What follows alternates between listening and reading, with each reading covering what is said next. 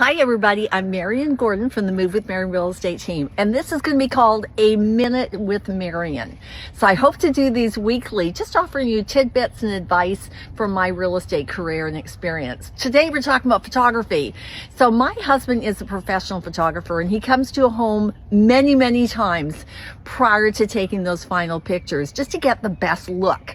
Does the season of the year matter? Yeah. Okay, I'm outside my own office, and I know it's far away, but usually I never see. I'm like in a lovely green area, hidden and private, but now in winter, not quite as private. So yes, it matters that you use somebody who can come to your property at multiple different seasons and times.